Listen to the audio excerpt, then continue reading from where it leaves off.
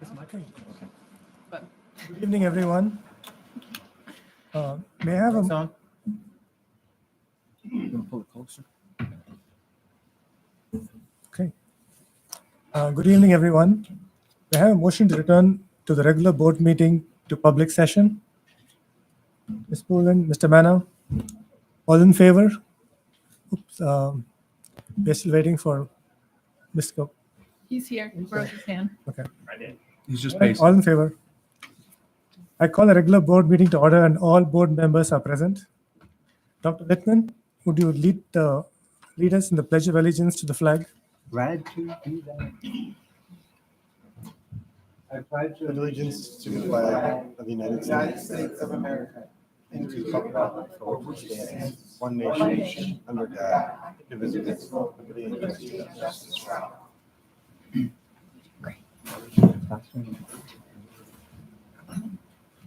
Please be advised that in the event of fire emergency and an evacuation should be necessary, an alarm will sound. Please note all marked emergency exits and evacuate well away from the building. At this time, we request everyone to turn their cell phones and other electronic devices on silent. Thank you. Moving on to item number 3, Dr. Brownhall. Absolutely. Thank you, President Singh. So our first recognition tonight focuses on Casey Middle School. Throughout our district, we strive to have our students be active, engaged, and invested during the course of their educational journey. At Casey Middle School, teachers, through the use of technology, are empowering students to do just that. I'd now like to welcome up Principal Ryan Harding to share more about this innovative initiative. Good evening. Thank you for having me tonight. I'm very proud to be here on behalf of Casey students and staff and the work that they're doing to kind of uplift and promote the things that are embedded in our strategic plan. So things like empowering students, elevating voice, giving students the ability to monitor themselves. And really, I don't know if she's here, but there's the star of a show, Zoe, who you'll see in just one moment. But couldn't be more proud to present the work that we're doing on digital portfolios and really tapping into kids' intrinsic motivation. Thank you. Awesome. Thank you. Thank you, Principal Harding.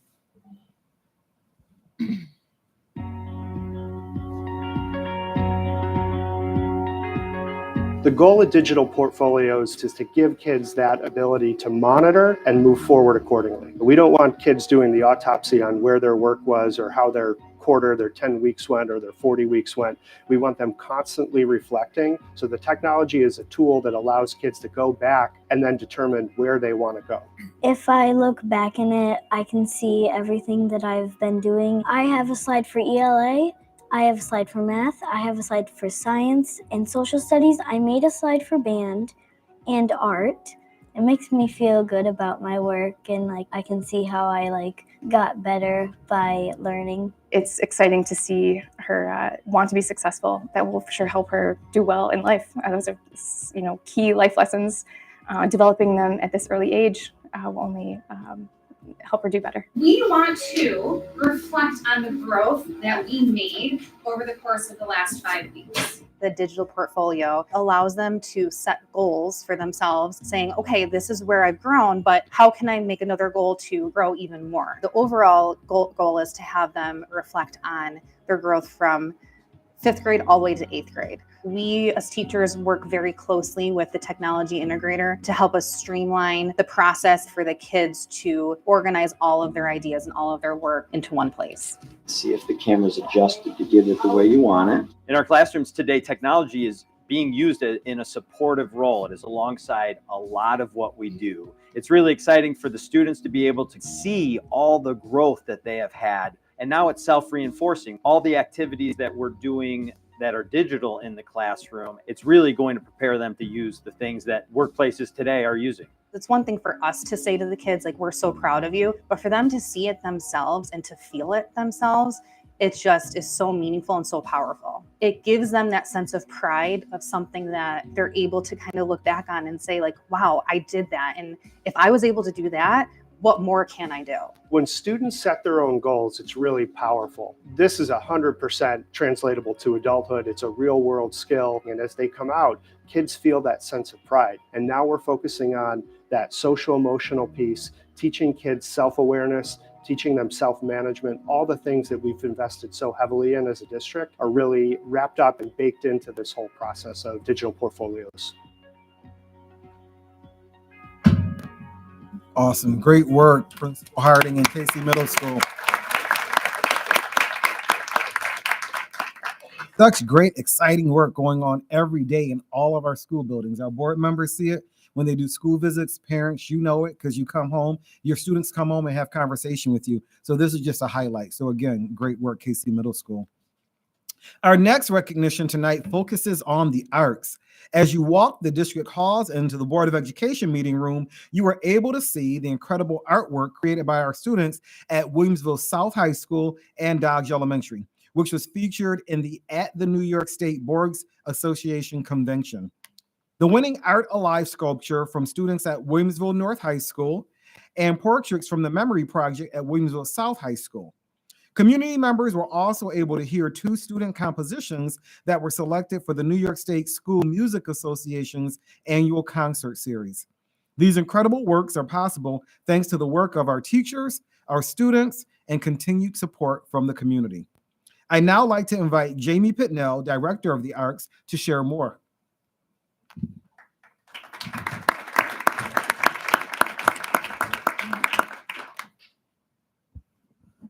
Hello. Thank you, Dr. Brownhall and the Board of Education for having us tonight. It's been an exciting year in the arts once again. As mentioned, right outside down this hallway here, we had a collaborative mural that was created by all students in grades 1 through 4 at Dodge Elementary School. All the students, on behalf of Dodge Elementary, we have with us tonight Tom Nab, art teacher at Dodge Elementary, who worked with the students on that beautiful mural. And then we also have 3 pieces of artwork that are actually on display on the table in the middle, if you didn't get a chance to see it. Those are from our students at Williamsville South High School, from Mary Ellen Ryan's art room. And if we could have those students please stand to be recognized: Cyrus Klebo, Isabella Garcia, and Claire Carmen. Yes, awesome.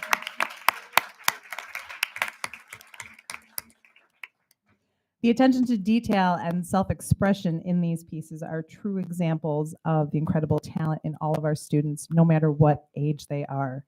What Dodge and South have in common is that these artworks were all featured in the 2023 New York State School Boards Association Convention, which is a virtual exhibit sponsored by the New York State Art Teachers Association.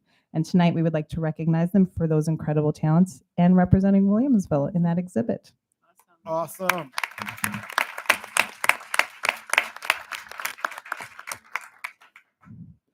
Art Alive. As you walked in, you saw real live art in action from our students at Williamsville North High School. There you go.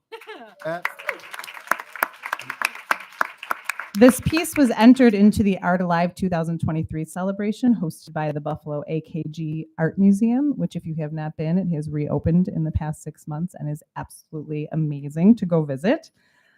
The annual contest invites participants to create living representations of famous works of art. And at this time, please welcome Jax Rodriguez and Allison Mora, our art teacher at North High School, to the podium to speak about the experience. They also won People's Choice Award at Art Alive this year.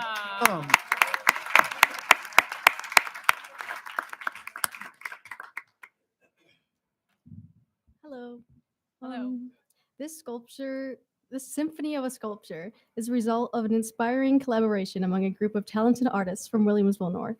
Our entry is not just an art project, it's a testament to the creative, incredible minds and the spirit of innovation, teamwork, and artistry in its purest form. Nick Cave, whose art we recreated, stated that by bringing these figures together, he seeks to uncover the power of coming together as a community to make your voices heard.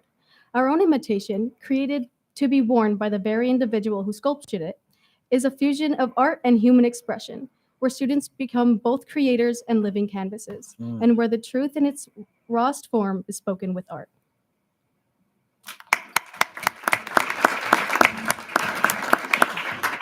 we were so honored to be chosen as the People's Choice winner this year, and we intend to continue this Art Alive initiative yearly and go back every year. This sculpture is a new addition to the Albright Knox Gallery on the second floor of the new wing. And this artist, Nick Cave, is an African-American performance artist from Chicago who was inspired to give voice to those who do not have it. And what he would say was, if you want to be heard, you must speak louder. And the students really embraced this feeling. So if I could please have the students of this sculpture take off your piece. And I would like to recognize each one, because each one of these students engineered this wearable living piece, had to figure out how to breathe in it, how to see through it, how to build it so that it would stay. So starting on the left, that is Lena, I'm going to say your last name wrong, Moskovic. Thank you, I did a great job. Zelda Abramovich, who wrote the introduction that Jax Rodriguez read. Awesome. From behind. Jay Velez, Annie Drott, Nora Braun Colby, Hadia Muzamil, and Ava Streffeler. Awesome.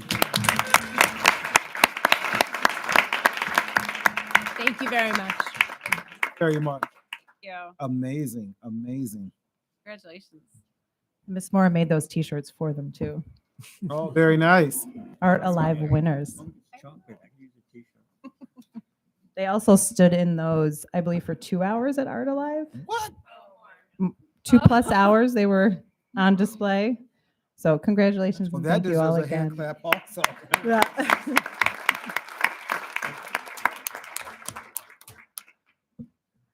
The Memory Project. This time last year, we shared portraits by Williamsville South High School art students as part of the partnership with the Memory Project. I have a couple of the pieces up here, and then also the display case right outside here, and then up by our entrance, you'll also see another display case full of the portraits, copies of the portraits that were sent last year. The Memory Project is a youth arts organization that promotes intercultural understanding and kindness between children around the world. Through handmade portraits, our students create special memories for children facing many types of challenges across the globe. Last year, the portraits created were sent to Cameroon, specifically Bamenda, in the city that is currently in conflict zone where children live. Some information that they shared with us upon delivering the artwork, according to the team, they couldn't deliver the artwork immediately because the rebel forces were imposing a ghost town, which is when no one can leave their homes.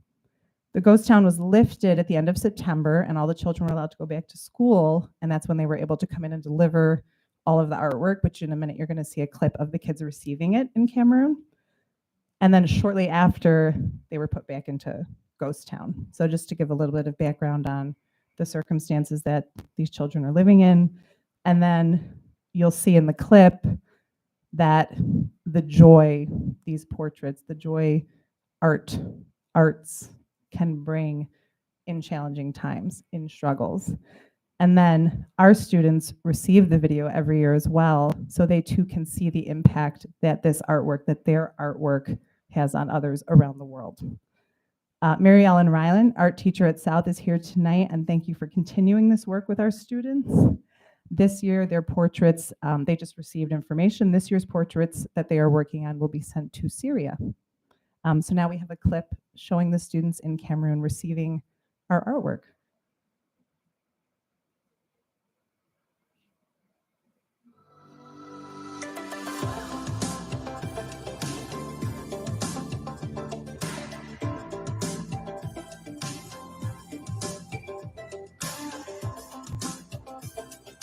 Thank you and God bless you. Step backward, step backward, step backward. Okay, we'll not snap again. You are not stepping backward. Step.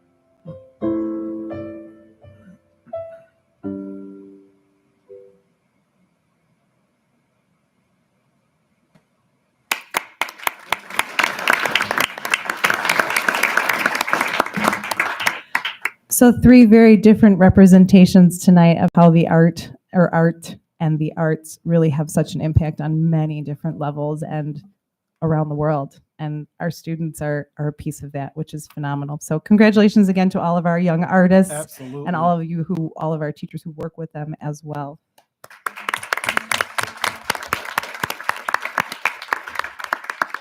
And thank you for your work also at the director level, Jamie. We appreciate everything you do also. Thank you very much. I'm going to switch my hat to music now Boom. and take a moment to talk about our young composers. Mhm. So in 1999, the New York State School Music Association, NYSSMA, established a committee that was designed to assist teachers and students in exploring music composition and improvisation.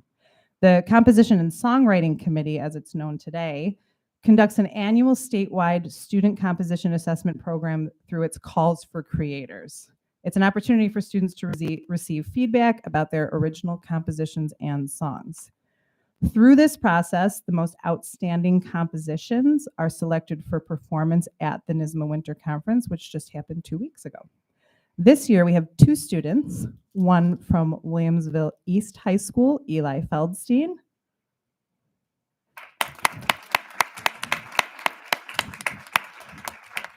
and one from Williamsville North High School, Nicholas Weir.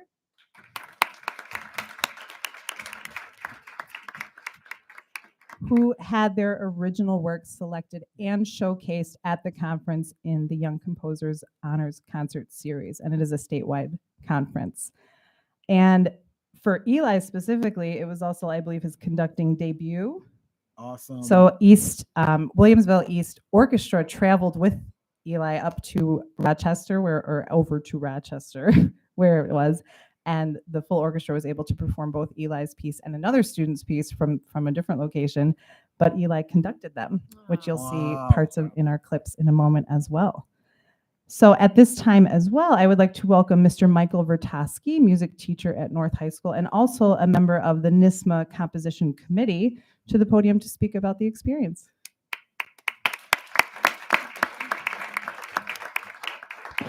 Good evening, everyone. Thank you for having us here tonight. The NYSSMA Composition Concert, Young Composers Concert, is part of the annual NYSSMA conference that takes place annually every year in Rochester, New York.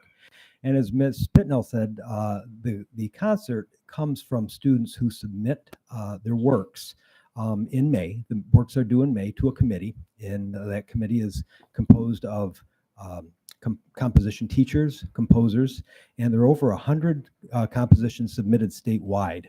And there are only about 12 to 15 compositions selected from those compositions that are submitted to be performed live at this conference every year. And I'm immensely proud of Nicholas and Eli, us having two students from Williamsville Central School District representing our district and our community so well. So congratulations, gentlemen. Great job. Great job.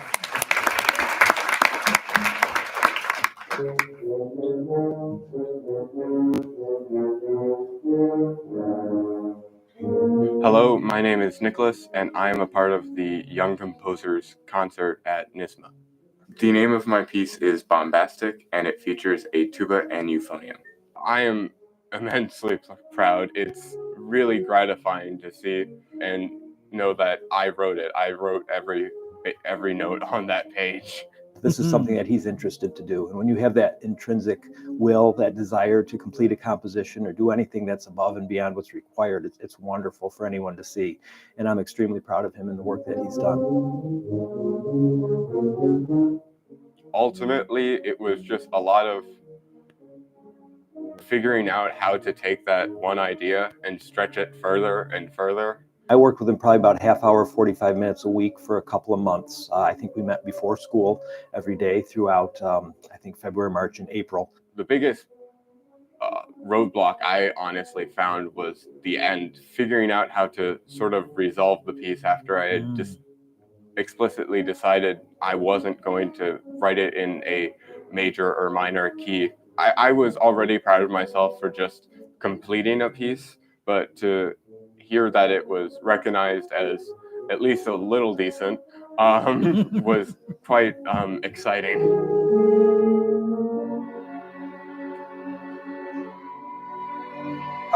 My name is Eli. I was selected for the NISMA Young Composer Series, and my piece is titled Autumn Daybreak.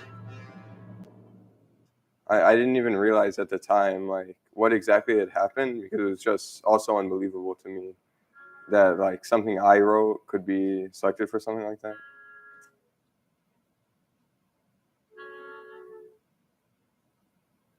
It all started off as a project we were doing in music theory. I found this poem called Nature is Melody, and I started writing for it. Well, Eli's a sophomore, and I just think he has an incredible insight into music and orchestration, and kind of his vision of the overall piece. It has many different contrasting sections, so it's pretty sophisticated for a sophomore.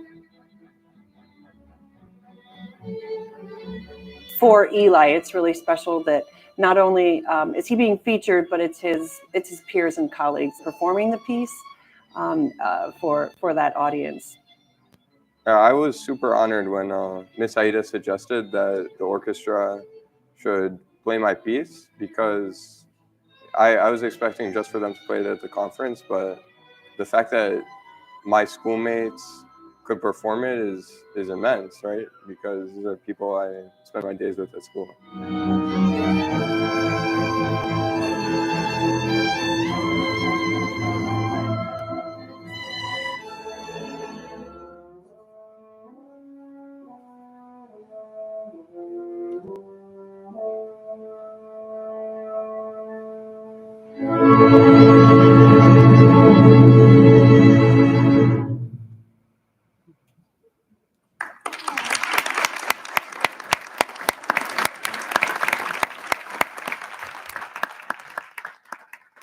Congratulations again to Eli and Nick on this immense accomplishment. We are very proud of you for representing Williamsville at New York State School Music Association's Winter Conference.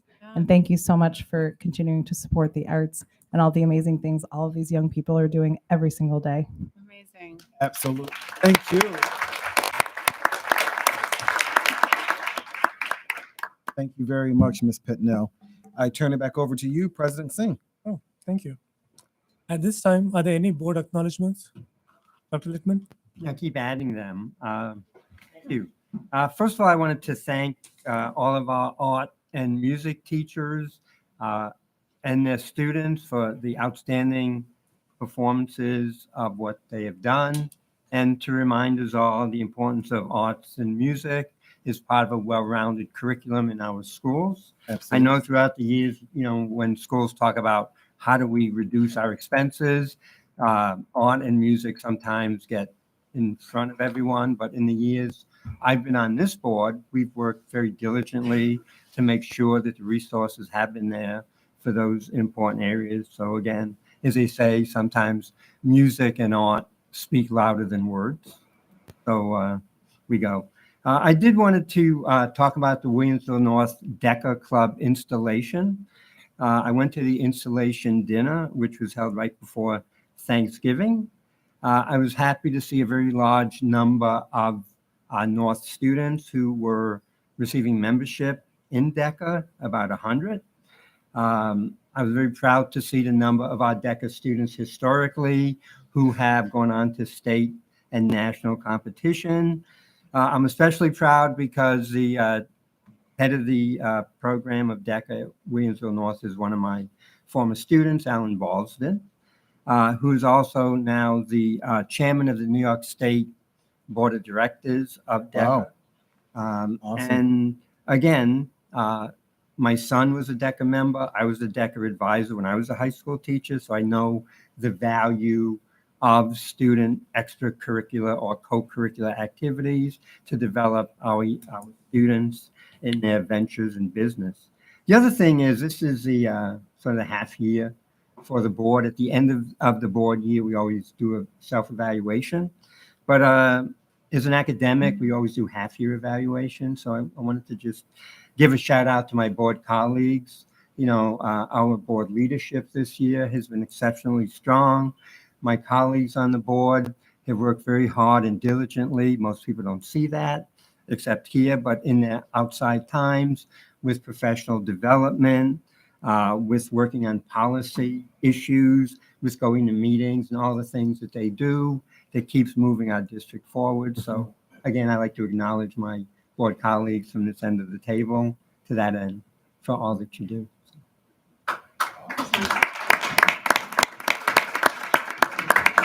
Very nice. Thank you, Dr. Littman. Moving on to public expression, I call on Ms. Blackinger to review our public. Maureen has something. She's Oh, just one more quick recognition. I just wanted to give a shout out to all of the members of the DEI committee who worked so diligently on our DEI plan, which has now made it a model for other school districts within our region. So I think that they should be commended for the work that they did.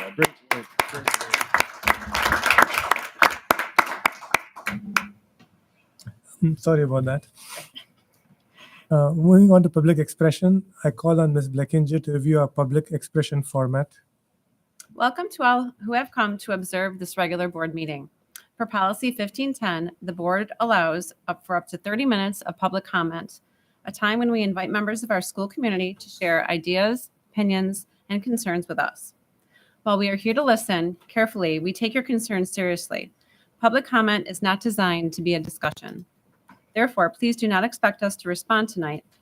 Instead, you will receive a response by email after our meeting. Because we want to maintain mutual respect and civility, please ensure that comments are delivered in a respectful manner to the board directly. Also, under state and federal privacy laws, we are unable to entertain any comments related to employee and personnel information or any topic that may disclose information about a particular student. On these matters, we ask that you go through the appropriate administrative channels.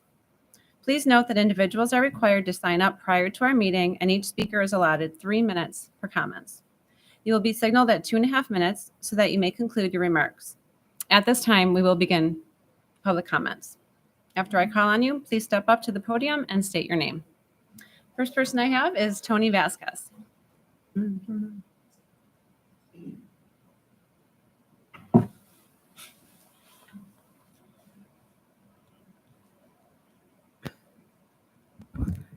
Good evening. Good evening. Hello.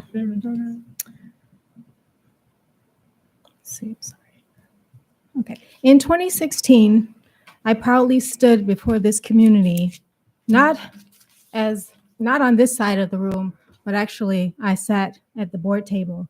I was a school board member for 6 years. In 2016, I served as school board president.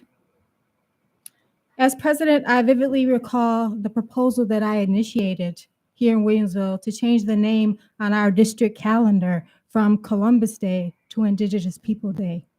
That proposal sparked huge outrage. People were very, very upset. But I stood my ground. Although the proposal failed 8-1, I was the sole member who voted for it, in favor of it. But I stood my ground because I thought that it was very important. I proudly touted the exceptionalism and the contributions of our Native American neighbors, while I described in some vivid candor the atrocities depicted by Christopher Columbus and other persons that affected Native American people. I was reminded of Maya Angelou's quote. The quote goes as this: "I come as one, but I stand as 10,000.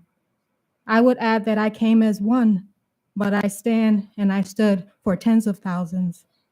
Isabel Wilkerson, author of the book Caste, talks about a story about Nazi Germany.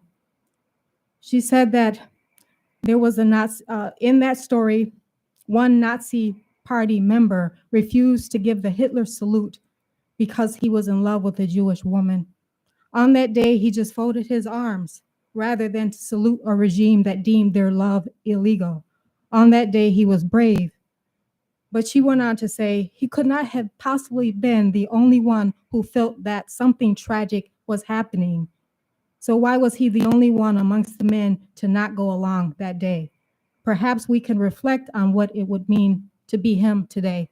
I think I know a little bit about that. I stood steadfast, and today I applaud all of you for your efforts on this issue. Martin Luther King said it best: And as Dr. Lippman could tell you, I always quote Martin Luther King for some reason because he is my greatest orator. Cowardice asks the question, is it safe? Expediency asks the question, is it politic? Vanity asks the question, is it popular? But conscience asks the question, is it right? And there comes a time when we must take a position that is neither safe nor politics nor popular, but we must do it because it is right. And this is the right thing to do, so I applaud all of you. I came out of my retirement today to applaud all of you. So I thank you and congratulations. Thank you, Tony. Next, Mustafa Gasek. Did I get that right? Good evening. Good evening. My name is Mustafa, Dr. Mustafa Gökçek. Is it too loud? No. Okay, good. Thank you for having me here, and I applaud the previous speaker, Tony, for standing up as one, and she's not one today, so that's great news that we are all together, and I also wanted to address this DEI proposal for holidays. I live on 5786 Millstone Court. I've had 3 kids in the district. My wife is a teacher at the district. I'm a professor of history at Niagara University, and I specialize in Middle Eastern history, Russian and Soviet history, as well as Central Asian history. Just like the diversity in our district, I come from a diverse background. I was born in Turkey. My mom is from Greece. My grandma is Bulgarian. And I'm now a proud naturalized citizen of the United States of America. One of my most cherished childhood memory is when our Armenian neighbors shared their Easter chorek with us. That is the bread that they make to celebrate Easter. And I remember how we enjoyed the colored eggs and the chorek together with my siblings. And it was also a great moment always for us to share our baklava with them on our Eid holidays. So holidays are always awesome opportunities to celebrate each other's culture, but also to learn from each other. While different cultures celebrate their holidays in different ways or for different reasons, how they celebrate is actually awesomely similar. There is always great food, families come together, communities are bonded even stronger, and people give and receive gifts. Children always get sugar rush no matter which holiday they celebrate. So celebrating holidays is a great community function for everyone and should be cherished as part of our shared humanity. It is also our responsibility to support the students socially and emotionally. Kids want to be seen, heard, recognized, understood by their teachers and friends. If their holidays are not recognized and honored, they feel that they're excluded and not included in the school culture and in all the holiday celebrations. So let's make all students feel included and as equal part of the fabric of this great community. Thus, holidays are excellent opportunities for all of us, for all of our communities to thrive. We should let our kids and families celebrate their holidays freely, united all together, without any concern, fear, or pressures. Holidays unite us, so let them unite us all. I congratulate the DEI committee for their excellent work. They have shown us how it is already being done in other districts and how we can reasonably accomplish this here. I hope and encourage the board to support an inclusive approach to celebrating the holidays across the district by approving this proposal. Thank you. Thank you very much. And finally, Halima Amjad.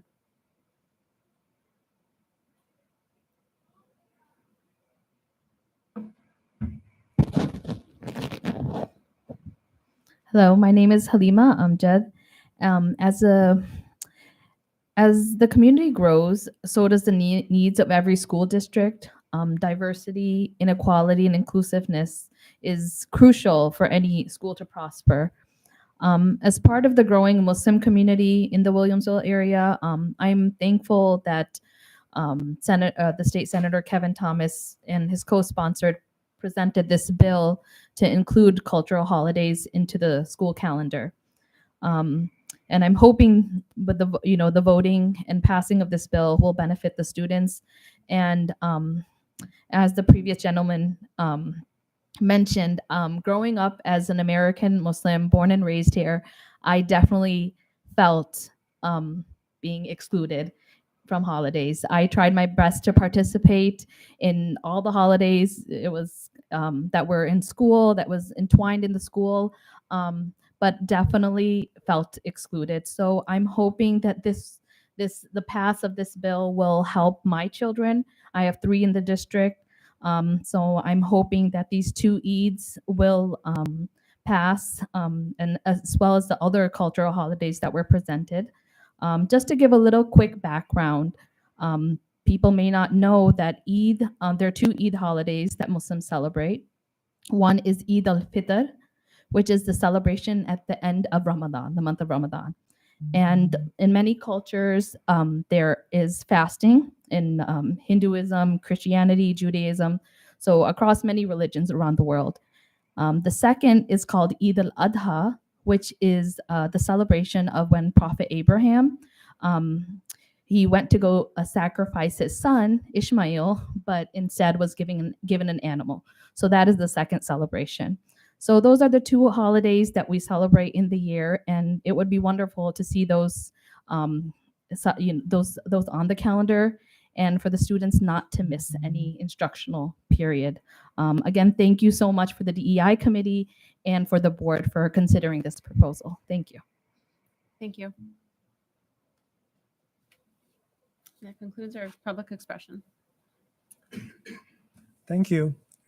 At this time, we have Erie 1 BOCES presentation. Dr. Brownhall. Absolutely. So we are very fortunate this evening to have our superintendent of Erie 1 BOCES, Dr. Mike Capuana, here to present. He'll talk about BOCES programming and BOCES partnerships, and then he'll introduce his BOCES team that accompany him this evening. Dr. Capuana, I turn it over to you. Good evening. Thank you so much for having me here. It's a privilege to be back in Williamsville. It's been a few years since I've had the opportunity to come and speak with the board, so greatly appreciate your time and Dr. Brownhall's consideration. So focus for the presentation this evening is really to talk about our partnership with you as one of our component school districts, and the function that we have for the school districts. In addition to that, really talking through some of the unique programming and partnerships that we're building for our 19 component districts. With me this evening, I have Dr. Elizabeth Fries, who is our Assistant Superintendent for the Winnie Rick and Technology Services, and Miss Anita Troutman, who is our Assistant Superintendent for Instructional Services. So a little bit about me before we get into the presentation. I've actually been with Erie 1 for 14 years. Wow. Through a variety of positions. Prior to that, I was a high school English teacher in Buffalo Public Schools and out at Depew High School, and have enjoyed my time at Erie 1. The opportunity for the district superintendency came up, and had the privilege to apply and serve in that role. The agenda really around Erie 1, talking about our connections with Williamsville, and then looking ahead. As the district superintendent, which is a little bit of a unique role, I kind of look at that in 3 sort of sections. One is serving our 19 school districts across Erie County, and along with partnerships with Buffalo Public Schools. 2 is the day-to-day operations of the BOCES. We have around 1,100 employees, and a variety of campuses for instructional programs and technology that we're going to talk about this evening.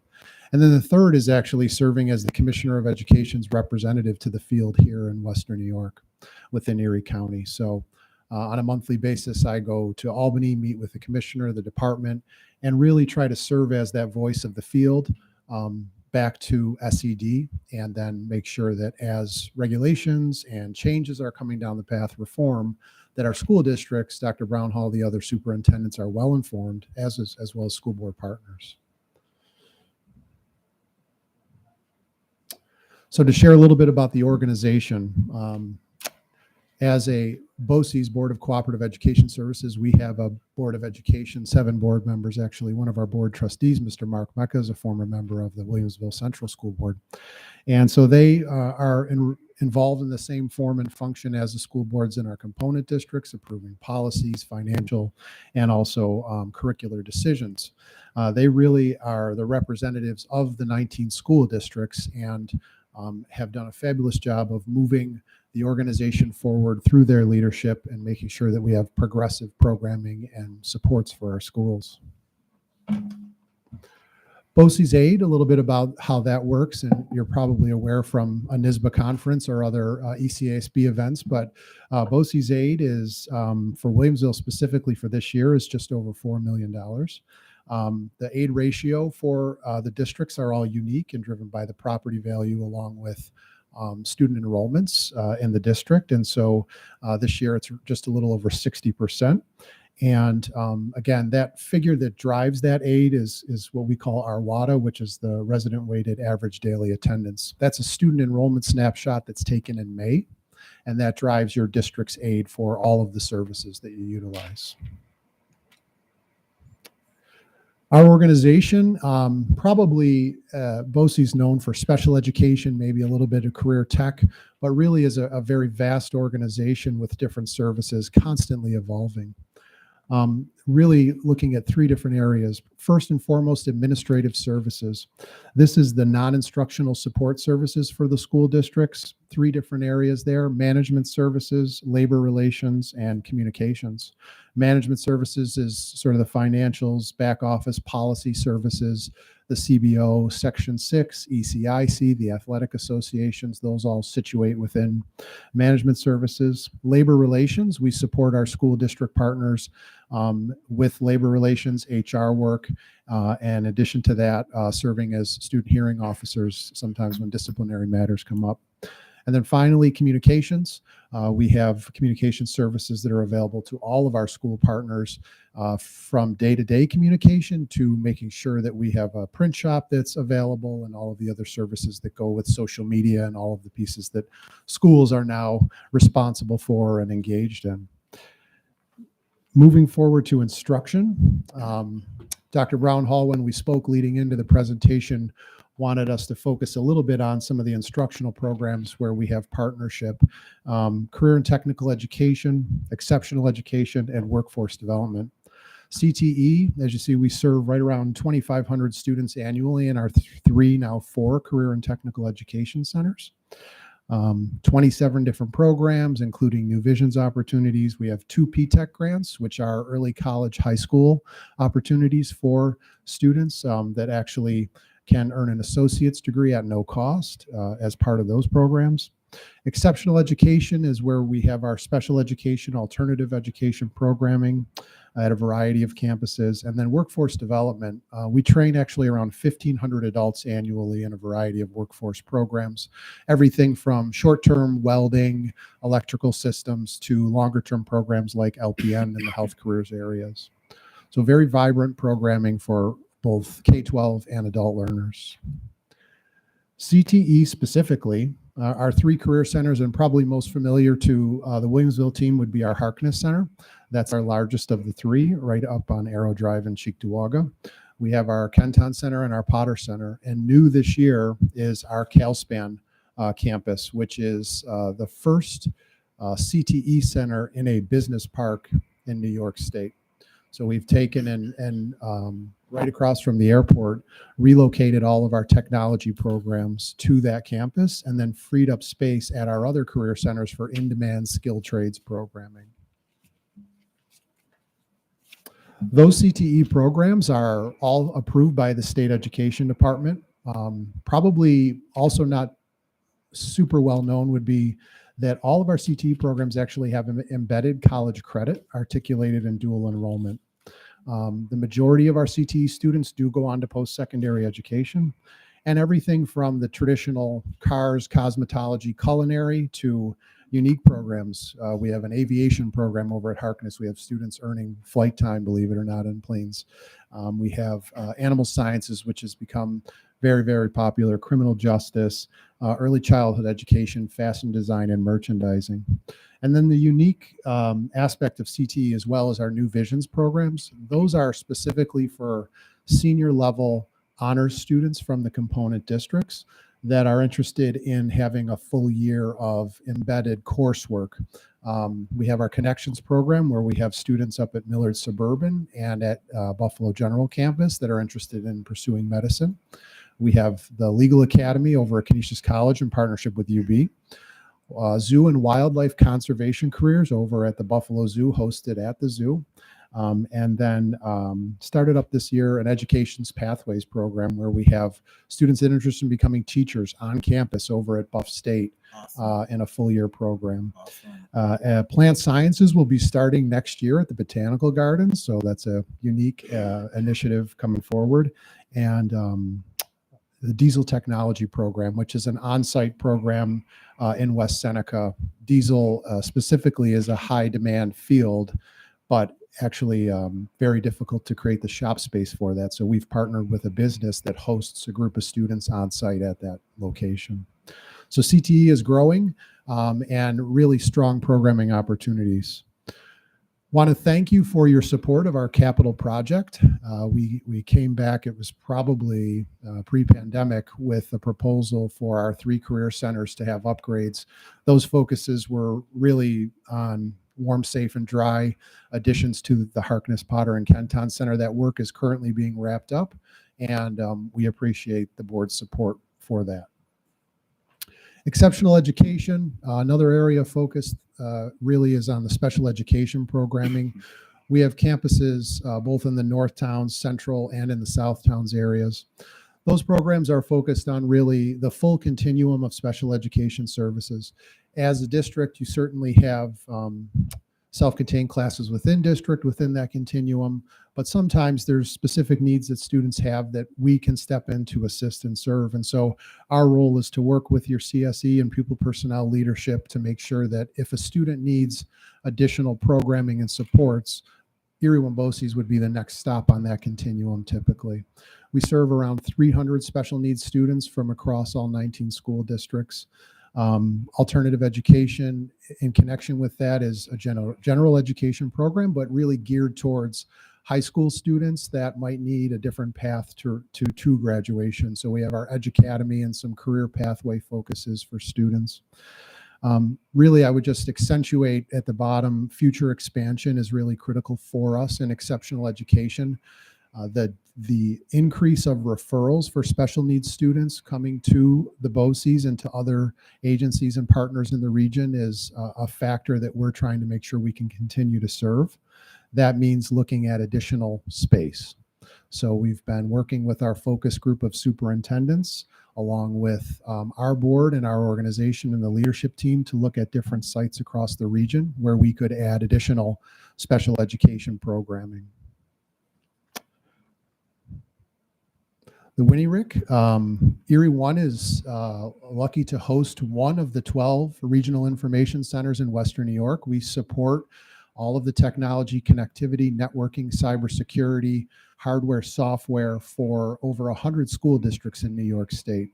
That is an area that's had continued growth coming out of the pandemic. We know that educators have really engaged with a lot of those digital technologies out of necessity, but then also the engagement level with students. So we focus on making sure that we are ahead of the curve, that districts have access to those technologies, high quality professional learning, and really the cyber and student privacy components that are so critical. That's also partnerships we have with vendors that we work with to make sure that your student and staff privacy information is kept appropriately secure. In Williamsville specifically, we have Sean Christopher, who is working with your faculty and staff. Sean has been here over the last 7 years, integrating technology with both teachers and teachers on special assignment, focused on integrating robotics, coding, and drones in the classroom. So an example of our partnership directly working to enhance your instruction and opportunities for students. The other role that I would just accentuate that we're really focused on moving forward is our function as a regional convener for the schools and for the superintendents and for boards of education and others. So on a monthly basis, I meet with Dr. Brown Hall and the other 18 superintendents at Erie One. That follows the trip to Albany, where the regulatory and other changes are coming forward, so we can have those conversations and make sure that that is understood, but that we're also giving feedback back to SED. We have the same conversation with assistant superintendents and directors of curriculum at IDAB, which is a monthly convening of those leaders to talk about the instructional shifts, standards, technology integration. Special Education Advisory Council is another area where we are bringing together special ed leaders from across the district on a monthly basis. And business officials, labor relations specialists have similar connections. The other work that we're very proud of is the Western New York Smart Collaborative, which has been a focus of the last year and a half. Our students and our staff, the mental health needs of our school communities have been growing. And so what we did is really reach directly out to the county executive's office, to the Office of Mental Health, Social Services, and said, let's bring together our school partners with these important agencies and organizations and understand each other's needs and try to build more direct connections for students and school systems. So that has been a quarterly meeting. It's really well attended. About 150 folks come together, and we really just talk through a very organic conversation about where there is a need for additional mental health supports and how we can make sure those systems are accessible and readily available to our school communities. Organizationally, similar to the strategic goals that I'm sure Williamsville is working through, we have our focus in research and innovation, as I shared, making sure we're ahead of the curve in terms of the technology and instructional programs, culture and climate of the organization, recruitment and retention of employees and educators is so critically important for our work to be available to the district. So we're highly focused on that. Financial forecasting really is looking ahead to make sure that there are no surprises for our school district partners, that our services are efficient, accessible, and that the increases that we have in order to maintain the high quality service are manageable for our school partners. So we work to really look as a BOCES 5 to 10 years out in terms of our budgeting and development process. Your district will have participation meetings with Erie One representative that'll come through and meet with Dr. Brown Hall and the other leadership folks to talk about the services that the district is accessing and making sure that if there are new services we're interested in, that you have awareness of that, but also that if there are changes in those services, we're prepared to respond to those. And then finally, advocacy. And I would just add that this is something that we're passionate about, specifically with all of the different reforms and changes that are put forward to school systems to respond to. So as a representative of the commissioner to the region, please communicate back with me, with Dr. Brown Hall, to get the word back to say, look, we need consideration around these changes. How is this reform actually going to be achieved? What is a timeline that's realistic around that? Because I feel very strongly that the commissioner has been highly responsive to the BOCES superintendent specifically and has accessed that relationship to make sure that they have an understanding of what's happening in the field. So your voice in that conversation is extremely important. Really focusing on connecting with you as well as a partner. So you'll see every 6 months a newsletter that comes out from Erie One, along with an annual publication we call Collaborate, which features the specific students and services and programming that Williamsville partners are accessing and that students are partaking in, and a budget booklet that will come out in the spring for those conversations for approval. Apologize, we have your old logo up there. I like the new one, but that's from before. And last, I would just certainly can take any questions. If there are other topics that you're interested in hearing more about, our team is always willing to come back out or to share more information. But we sincerely appreciate the opportunity to connect with you. And please know that we are an extension of your school district. Your students are our students. We're a service organization. That is the reason that we exist is to provide high quality service to our partner districts. And we want to be as responsive, innovative, and thoughtful about those services that we're providing. Happy to answer any questions. Thank you, Dr. Capuano. I do want to just stress in one of the slides, I don't know if you saw, but we have 253 of our students who are participating in one of the BOCES CTE programs. So thank you for that also. Absolutely. Yes. I was just wondering, I know there has been a big push for CTE through the state level. And if there are people watching tonight, their parents, guardians, students who are interested in perhaps their students pursuing a CTE program, what would be the best way for them to get information about that? So our website would have the most updated information. Having conversations with the school counselors back in the homeschool is really the first starting point we would encourage.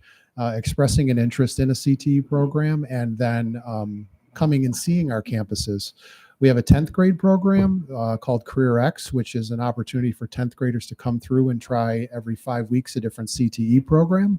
In addition to that, most of those programs are for juniors and seniors, but we're even scaling back to the middle school level. So we invite our middle schoolers out, and I know Williamsville has sent the 8th graders out from all of the different sites to typically in January Regents Week to come and experience the career centers. But start with the high school counselor and then connect with us directly. And of course, we're always willing to have families and partner districts out for tours.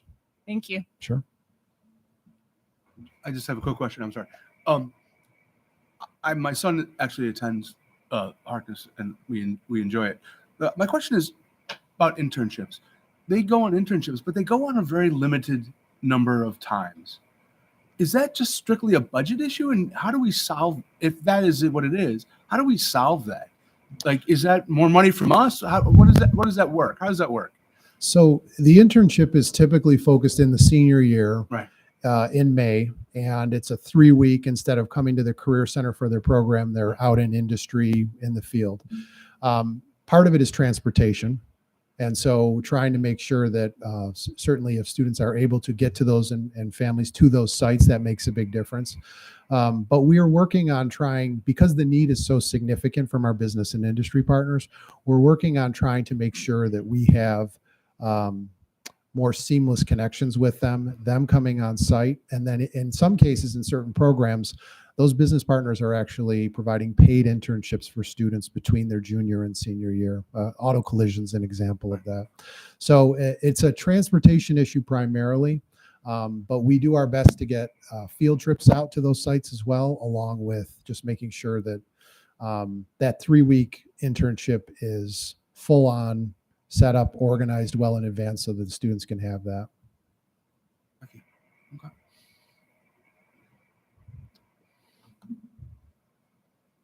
With no other questions, Dr. Capuano, thank you very Yes, much. thank you so for your much. Thank you presentation. so much. And thank you, Dr. Liz Fries and Anita. Thank you very much. It's the holiday season, so we have some everyone gifts for you. Thank you for the time. Oh, Absolutely. thank you so much. This is All the great- wonderful. oh. Thank you. Oh, I get one too. Thank you, Anita. Oh, thank you. For coming. Thank you, everyone. Have a good night. Thank you very much for coming. Thank you. Thanks for that's a lot of information. That's great. And the PowerPoint is available in board docs. I know board members have already seen the PowerPoint in board docs, but our community members, if you want access to the PowerPoint, it is housed in board docs. So thank you, Dr. Capuano, for providing that for us. Dr. Singh, I'll turn it back over to you. Well, I think we jump right back into the community update. Okay. Yes, we do. Absolutely. So I'll take it from here. Thank you, Dr. Singh. Okay. So this is Universal Human Rights Month, and I want to just make sure that anytime we have a designated month and we highlight those months, I want to thank our Executive Director of Communications, Nick Filipowski, and his team, because they put together very, very structured and informative videos highlighting individuals, past or present, that have contributed to those months. So with Universal Human Rights Month, Nick and his team have done video projects on Thurgood Marshall and Mary Beth Tinker. So these are available on our website, and I encourage you to really view these. They're very informative and educational. So thank you, Nick, and your team for these. Next, we want to congratulate Aram Patel, Salil Kirkanis, Naman Kapoor, and Alexei Semakov. The first three are from Williamsville East, and the last students from Williamsville North. They created the Aspire app, critical knowledge on budgeting, investing, saving, and debt management as part of the Congressional App Challenge.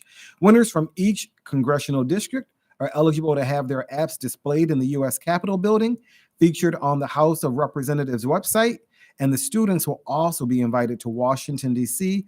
to attend the annual hashtag House of Code celebration. So congratulations to these 4 students. That is a huge accomplishment, right? Especially budgeting, investing, saving, and debt management, right? Who can't use that? Hey, this is the third time, right? Huh? This is the third year our kids have done this. Is it just the third year, or? Honest, I remember. All right, I'll look, because I know we've had students in it before. It's very, very prestigious. Advanced placement recognition. So 15,150 eligible schools recognized by AP. Williamsville East and Williamsville South earned Silver Award status. That's the 3rd highest award by AP. 9% of eligible schools nationwide receive silver level AP school honor roll recognition. So congratulations to Williamsville East and Williamsville South. The New York State Master Teacher Program. Master teachers are exemplary K-12 educators who demonstrate strength and articulate clear goals for further developing their breadth and depth in 3 knowledge domains: knowledge of STEM content, knowledge of pedagogy, and knowledge of their students, their families, and their communities. This year, we want to acknowledge and congratulate Andrea Mango from Dodge Elementary, Heather Thuman from Williamsville North, and Elizabeth Brooks from Williamsville South. They've been selected to join the Western New York region at Buffalo State University. So congratulations to these teachers. This is a huge accomplishment. It really is. Computer-based testing. So I know I spoke about this previously in some of the weekly updates, but it's important that our families know that in the spring of 2024, the district will once again participate in New York State testing for students in grades 3 to 8. Parents will still have the opportunity to determine their child's participation in the spring testing. Elementary assessments will remain paper-based. However, we will be implementing computer-based testing for our middle school students. While testing does not begin until April, our students will have an opportunity in January to be engaged in a brief technology systems check. Anticipated spring testing dates have been shared by the elementary and middle school. So that information is already out there. The thing to remember, though, is that although the middle school is going to CBT, computer-based testing, elementary will still be paper-based, and parents will still have the opportunity to determine their child's participation in the spring testing. So the DEI calendar comment period. So we had some speakers tonight to talk about the recommendations from the DEI calendar subcommittee.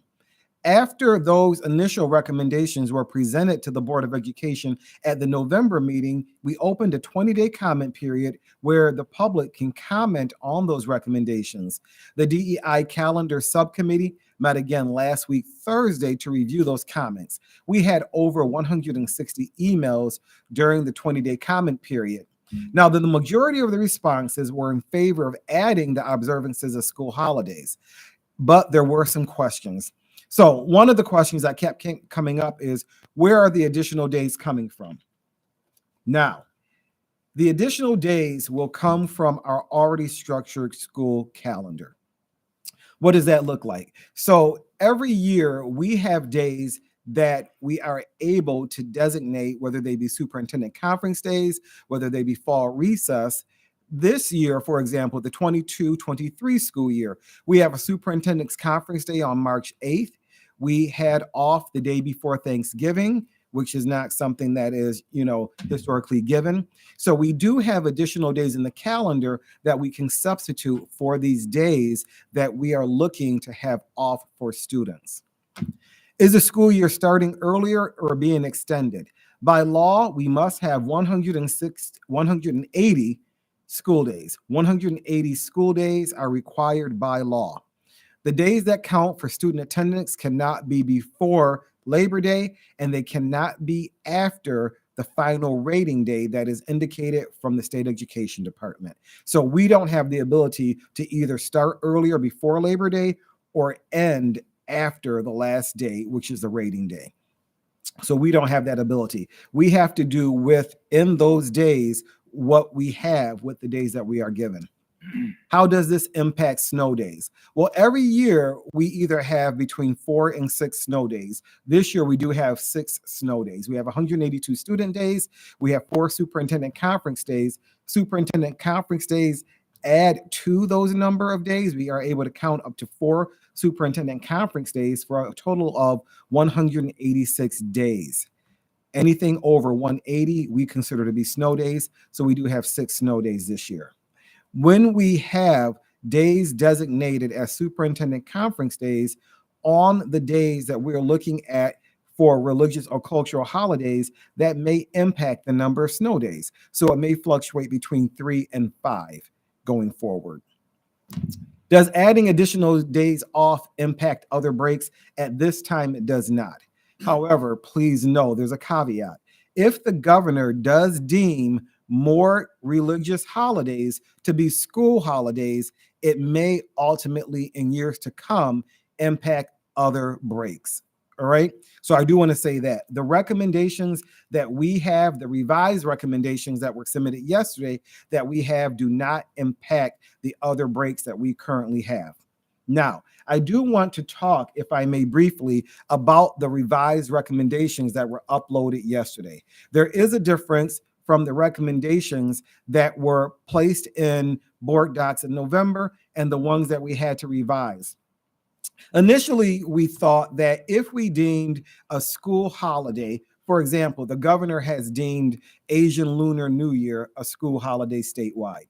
We said, okay, what we would be able to do is consider that to be a superintendent conference day, where the teachers receive professional learning that day and the students have off. We received notification this past Friday that that is not allowed. The state education department does not allow that. If you have a school holiday deemed by the governor, you cannot then call it a superintendent's conference day. And if you deem a holiday that the governor has deemed for another part of the state to be a school holiday, you cannot call that a superintendent's conference day. So the revised recommendation that is in board docs is to have the days that we have identified as religious or cultural holidays, have them identified as superintendent conference days in our calendar, allowing us to conduct professional learning for our teachers, but students would still have off. So that is the revised DEI calendar recommendations that the board will discuss and consider this evening.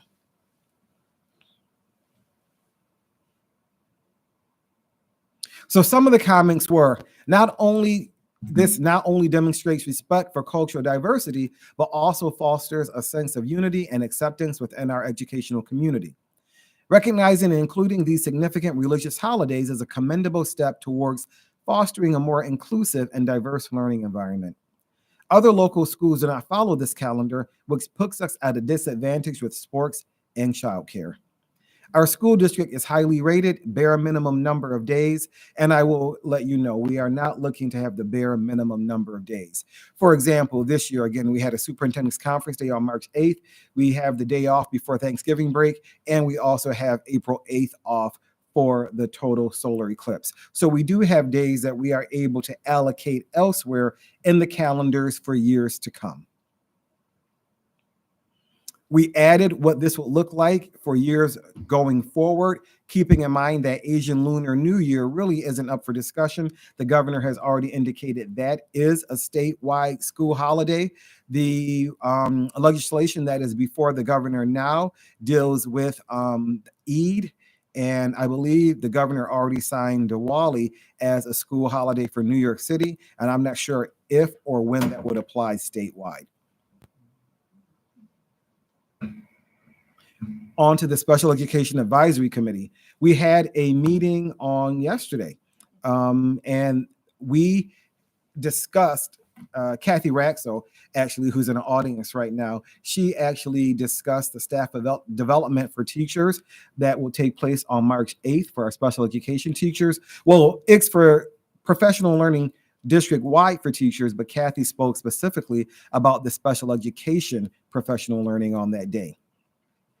Our next steps were discussed in the 811 transition class at Williamsville North. So our assistant principal, Kristen Rizzo from North High School, spoke about all the work that is being done. So that class will be in place for the 24-25 school year. We talked about the anticipated approval of our new director of special education. We spoke about realigning our director's duties and responsibilities and the restructuring that will occur under the direction of our special ed directors, and our assistant superintendent, Tony Scanzuzzo, will be working with the Western New York Education Service Council on restructuring the special education department. So that was all discussed yesterday. We also discussed having some consistency in our meeting dates. So we will be meeting now the second Monday of every month beginning at 4 p.m. We also have volunteers from the SEAC who have volunteered to be a part of the action planning, strategic planning committee for special education. So they will be working with our outside facilitator, Sue Fry, on developing our special education action plan. So there is a lot going on behind the scenes in our special ed department, and there's a lot of updates we're providing to our Special Education Advisory Committee. At our January meeting, we will be looking at all of the recommendations again and prioritizing and developing a timeline. I do want to remind our community members, our parents, and our stakeholders that when the Western New York Education Service Council presented their findings and recommendations at the July 5th meeting, they explained a lot of these things cannot be done overnight. They did explain that this can take up to a period of 5 years to really get our special education department looking the way we want it to look, so that we're servicing as many of our students as we can and restructuring our department. So I just appreciate everyone's patience in realizing that this hard work does take time. And I applaud our special education department, our parents for their input, and especially our teachers for their input. SEPSA information and events. Now, I know this came up at the PTSA council meeting because we really want to promote our special education parent teacher student association. We've included their website link in this PowerPoint presentation so our community members and our parents can go and see what SEPSA really is about. It supports families and students with special education or gifted programming needs.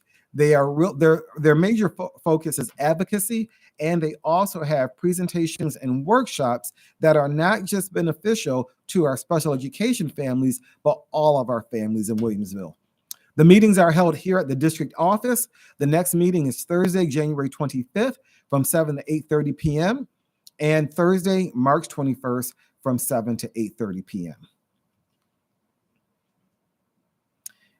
Our Superintendent Inter-High Advisory Council will be meeting with the Board of Education in early January. So one of the goals of SIAC is to make sure they have an audience with the Board of Education and the superintendent. They do meet with me regularly throughout the year, and the Board of Education liaison, who is board member Maureen Poulin. They meet with us regularly throughout the year, but they're going to be meeting with the entire board early in January to discuss 3 topics: vaping, discrimination, and student mental health. Every student that will be participating in one of the groups will have required pre-reading, and they'll be sharing that reading with the Board of Education members also. They also asked to have open session time with the Board of Education to talk about other topics, and that it's not limited to these 3 topics. So once we get that date secured, we'll send it out to the Board of Education. And that's the community update for December 12th, 2023. Are there any questions about the community update items before I move on to the staffing and class size report? Mr. Biscaglia. In terms of the state testing, I know eventually all grades will have to be computer-based. When will that be for elementary, just so kind of parents have a little bit of an idea? I'm going to turn that over to Dr. Balin. I want to say Dr. Balin and her team and our special ed directors have been working tirelessly on computer-based testing to make sure that it's rolled out smoothly for our district. So although we're doing middle school this year, I'll let Dr. Balin let you know what timeline we have for the other grades. Yes, thank you so much. The state's plans is that all districts will have elementary grades. At this point, it's 3 and 4 with over the next 2 years, that all districts will have the full complement of testing, computer-based. We are going to be sharing quite a bit of information moving forward with families to ensure that families know and understand the plan and the timeline. And we welcome any questions asked at the building level also, because it's going to be critical that families understand what the landscape looks like. There still is quite a bit of paper involved in computer-based testing. So that is a bit of a confusion point because the name itself does not connote that. But in order to meet different student needs, it is going to be necessary for some level of paper to be utilized even within a computer-based setting. So more information to come. Thank you. Board Member Bulin. On the other end, do they have any idea about Regents exams on high school level? Are they moving? Has that been, there's been some talk, but I haven't heard anything official. You are right. There's been a lot of discussion. I don't believe there's any set timeline. I think it's really very much still in a discussion phase. And I also know with the various options and different pathways, there's obviously quite a bit of information that has been discussed and will be forthcoming around, I would say, a bunch of a landscape changing at the high school level too, but no definitive plans as of yet for computers per se. Mm-hmm. Dr. Lippman? A question on the calendar. You'd mentioned all the new additions, which are all very valuable. And you add a number of new days. In recommendation 1, previously you mentioned that we're going to rename fall break to Yom Kippur / fall recess. Mm-hmm. I guess the rationale why you're calling it Yom Kippur / fall recess and not just Yom Kippur. And the second part of that is, I know we've already have a day built in, but in the calendar you've shown, or the number of days added, is it understood that Yom Kippur is a day already in the calendar? Right, because the chart that we showed were the additional days, right? Okay. And Yom Kippur is already added. If we just have Yom Kippur on the calendar and it's a day off, we have then in essence deemed it a school holiday, right? Okay. But we want to make sure that we label it fall recess and recommend it to be a superintendent conference day. Okay. Thank you for that clarity. Absolutely. Absolutely. So I do want to move on to the staffing and class size report and the staffing projections report for 24-25. Now, these are dense reports and they are in board docs, but when you look through the staffing and class size report, you will see that we have outlined the number of classes that meet our staffing, our class size ratios, right? So what we have put in place. So you can go through this report and see that we are in very good shape as a district. We truly are in very good shape as a district, such that we have a number of classes that are even below what our range is. So we are very, very pleased to see that also, that our students are in classes and our teachers are able to teach in classes where many of our students are able to get individualized attention. So I really want you all to look through the report and for our board members and our community members to see we are in very good shape when we are looking at our class sizes. Next is the staffing projections report for 24-25. The staffing projections report really is dependent on the reports that we get from Dr. Steve Grossman. So when he comes and he presents our enrollment projections, we really build our staffing projections based on that. So the projections really don't show an increase or a decrease in the number of teachers we'll need at the elementary level. It does show an increase in the number of teachers we'll need at the middle school level because that number is growing, right? In the enrollment report, it shows an increase of 73 students at the middle school level. At the high school level, it does show a decrease. So we are recommending a reduction of teachers at the high school level, very similar to what we had last year.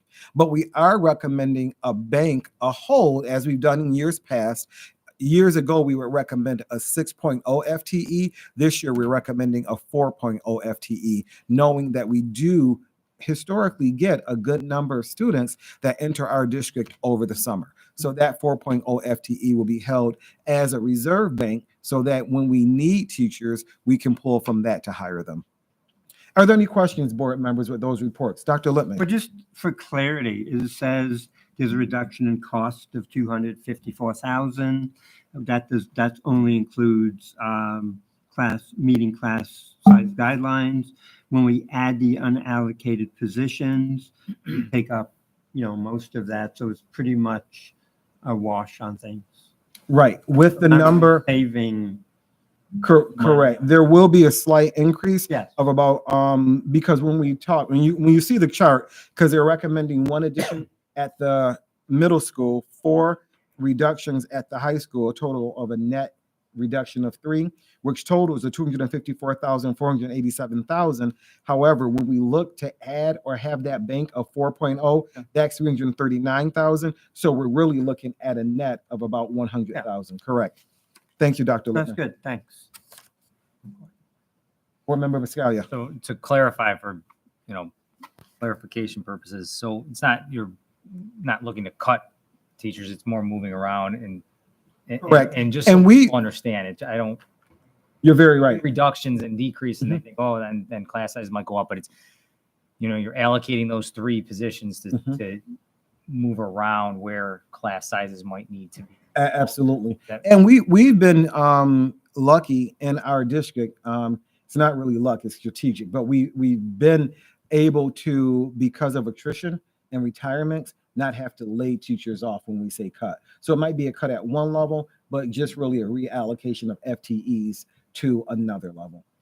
Just always like that for clarification purposes, so the public hears that. Absolutely. I appreciate that clarification. That was going to be my question. How does this account for any teacher retirements or long-term leave of absences? Right. How many, depending on if you use the same number of teachers retired last year, let's moving forward to this year, how does that then affect this number? Right. Well, Greatly it does.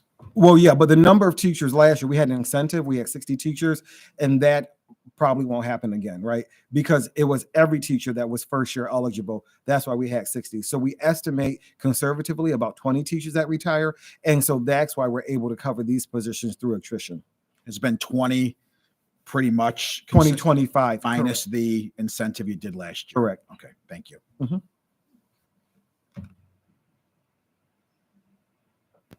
All right, Dr. Lippman. I'm sorry, Dr. Lippman. Right. Sorry, Dr. What? Singh. Turn it back to you. You missed the annual claims and auditor report. The annual claims and auditor report, that's not really a presentation.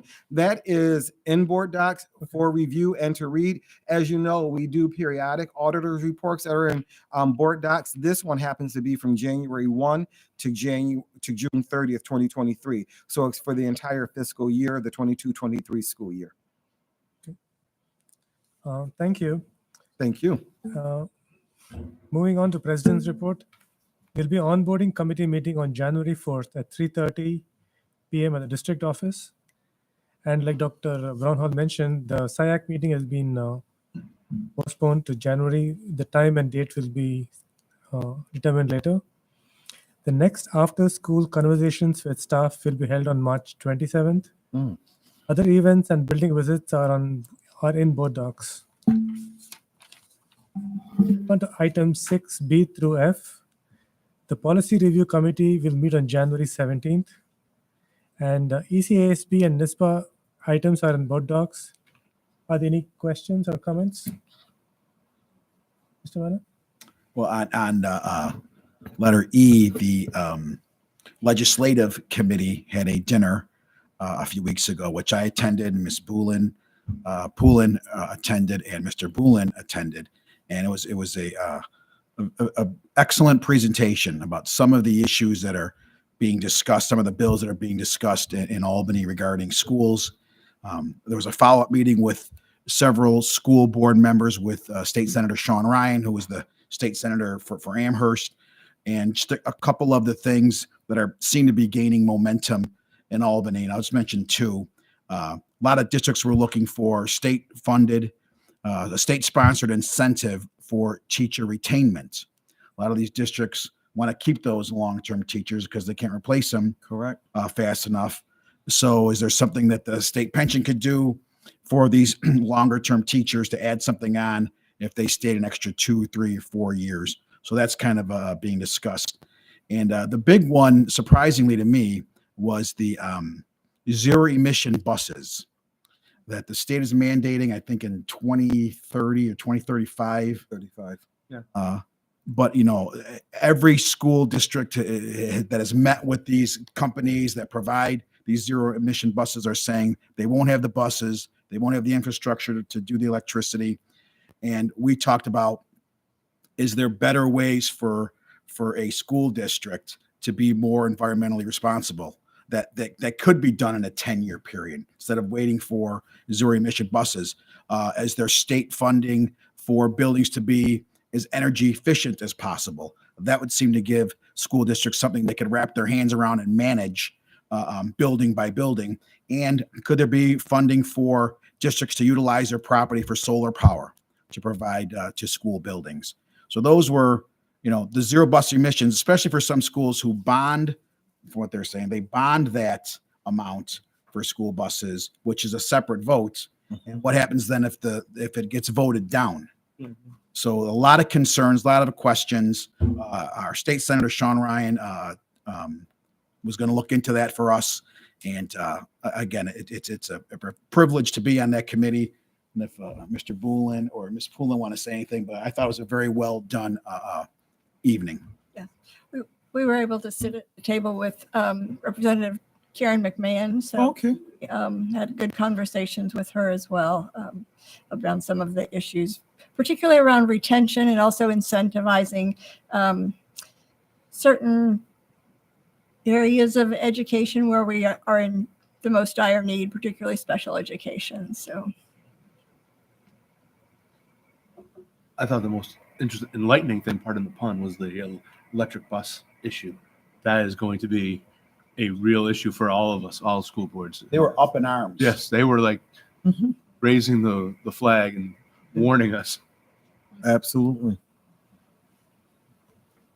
I just wanted to offer, I'm the SEPSA representative, just wanted to offer a point of clarification for their meetings and special events, which I did not notice before, so I apologize.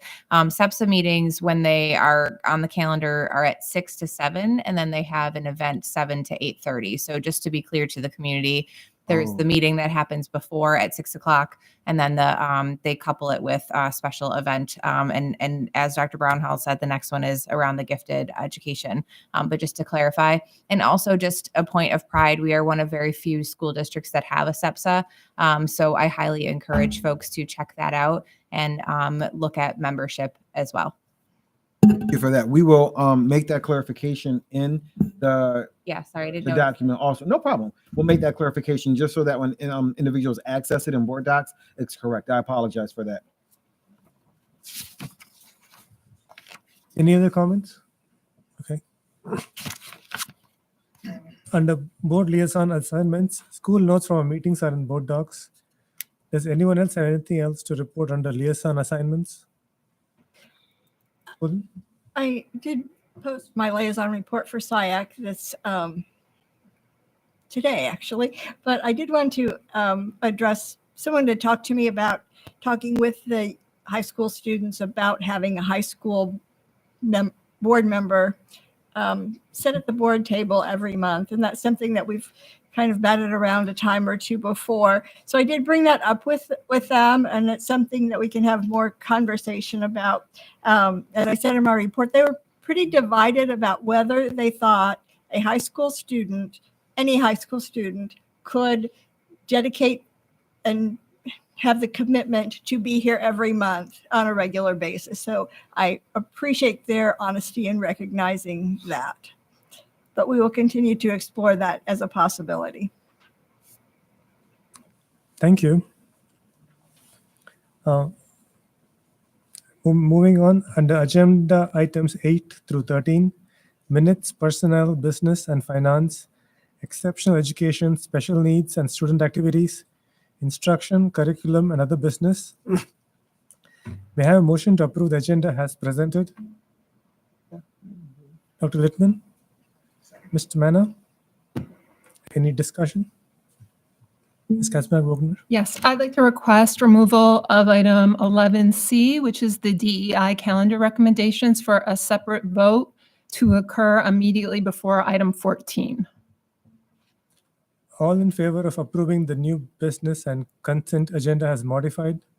Is there a second? Oh, you gotta have a Oh, the second? No, you do not need to have a second to remove an item from the consent agenda. We just move on to approving the agenda as modified. Okay. Sorry. Oh, you're right. Never I'm a wrong. step behind. I'm a step ahead. Okay.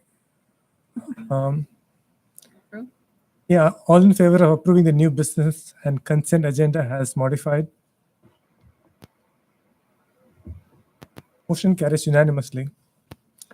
On behalf of the board, congratulations to Kathleen Ratzel, the newly appointed Director for Special Education. Woo!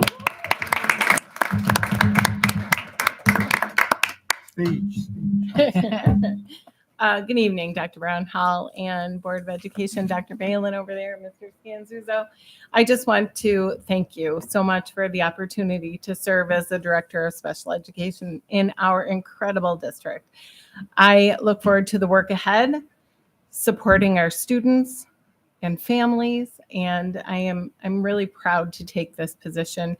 I've been here quite a long time, and I look forward to doing some really good work with all of you and for everyone in our community. So again, I just want to thank you for the opportunity. Congratulations. Thank you. Right over here. All right.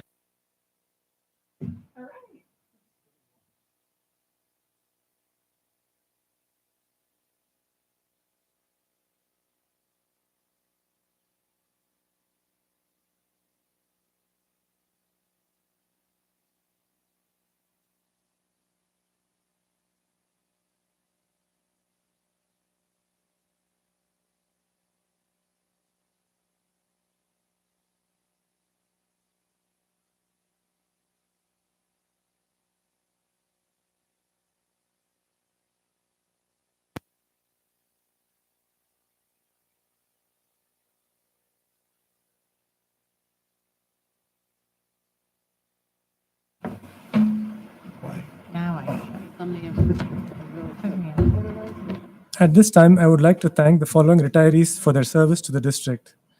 Dana Kilmer, special ed teacher at Casey Middle School, retiring July 1st with 18 years of service. Yeah, you do that.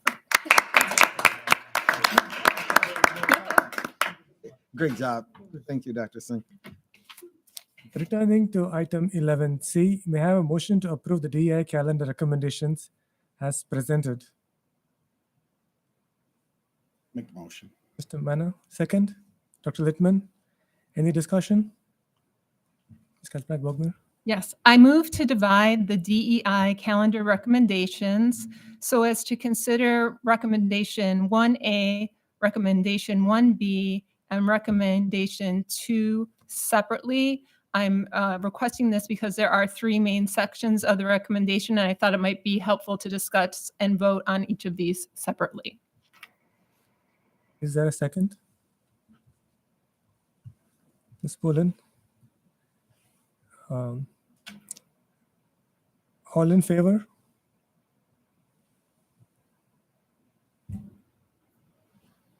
Opposed. Motion carries 8-1. May I have a motion to approve the DI calendar recommendation 1A as presented? Dr. Littman, Ms. Kaczmarek-Wagner, any discussion? All in favor? Motion carries unanimously. May I have a motion to approve DI calendar recommendation 1B as presented? Dr. Spicer, Dr. Littman, any discussion? All in favor? Sorry. Question. Kaczmarek-Wagner. Sorry, I'm sorry, I'm behind here. So I did want to discuss this part, and I do appreciate the speakers that came out tonight in support of the calendar recommendations. I am a proponent of diversity, equity, and inclusion and belonging in our district, and have been a proponent of that. My concern with this was the way that this is written to me. I wanted to make sure that it is clear that the New York State legal, public, and school holidays are separate and different from our other religious and cultural observances. And to do that, I know in our calendar that gets sent home, pretty much all of our religious and cultural observances are already listed in that, with, I believe, the exception of Kwanzaa, which was noted in this recommendation. So I believe most of these refer to the one-page PDF document that is on our district website. And I would suggest that we leave the one page with the current legal, public, and school holidays, or as in next year, we'll be adding the Asian New Year as a school holiday, and then have a second backside of that page that would list all the other religious and cultural observances. So it's clear what are the legal holidays that where we need to follow per state law, not having it as a superintendent conference day, and it is clear which holidays we may have some discretion, if that makes sense. Yeah.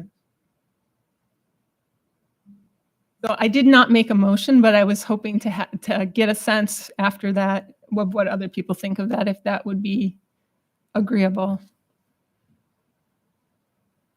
If you explain it once again, Yeah, it might be. Okay, So- okay, Can I ask a so, question before you yeah, agree? yes. Unsure of why the need to do that.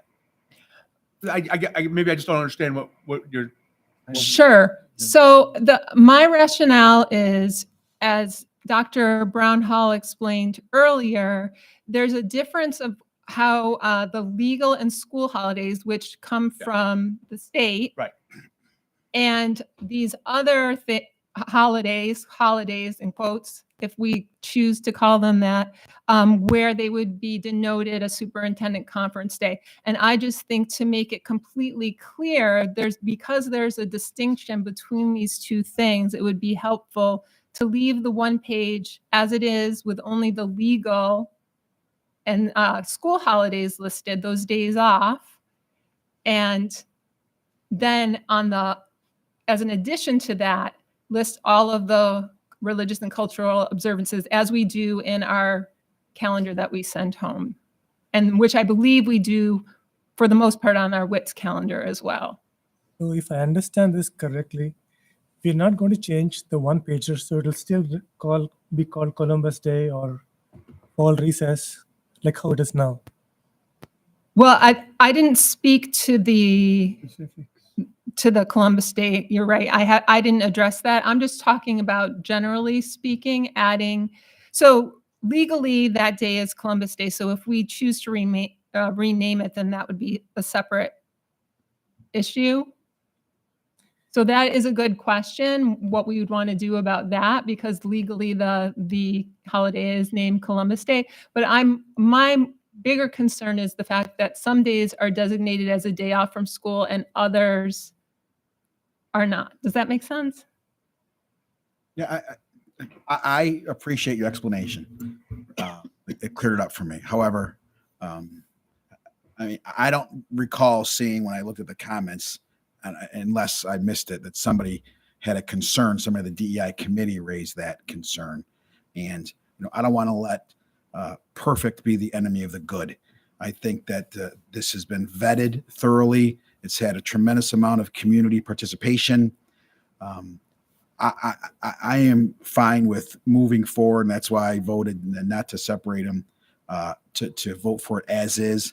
I understand nothing is going to be perfect, but again, we shouldn't let perfect be the enemy of the good.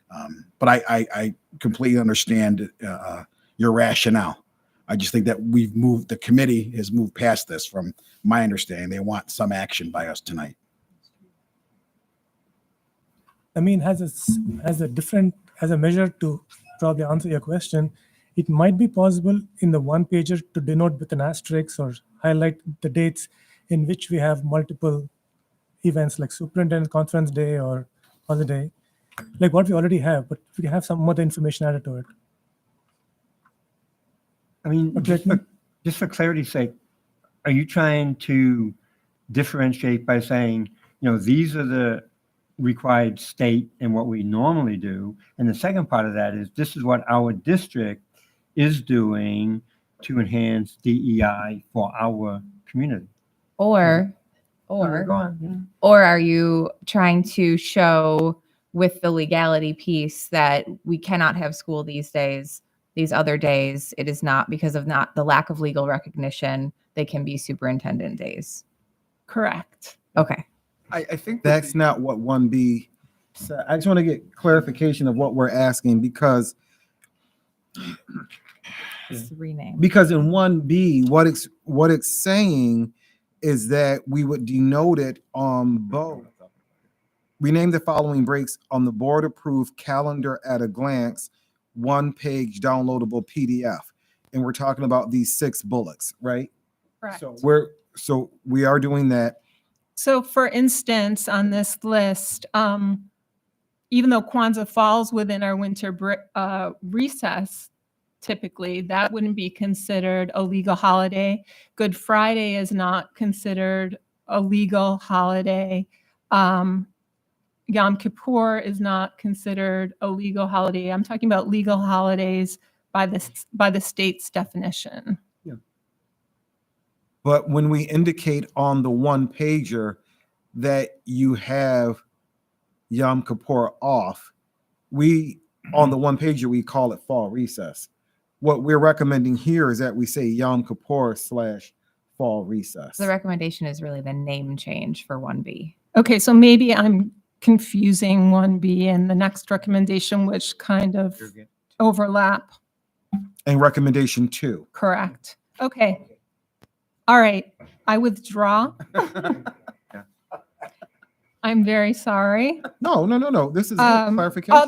Although I did see an advantage, and I do recognize now that this particular one doesn't talk about adding the additional days to the 1-pager. Is that correct? Correct. So when we talk about recommendation 2, it talks about adding these as superintendent conference days. So they would be listed as superintendent conference days on the 1-pager and on the, the website and things like that. So they'd be listed as, for example, Yom Kippur or Diwali / superintendent's conference day, and then parentheses Diwali. So Okay. So I'll withdraw what I said. I'll say it again next time. Got it. Sort of. Any other comments, questions? All in favor? 1B. 1B. 1B. On 1B. As presented. Motion carries unanimously. May I have a motion to approve calendar recommendation 2 as presented? Mano?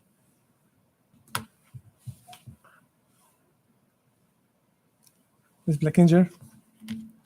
Any discussion? Did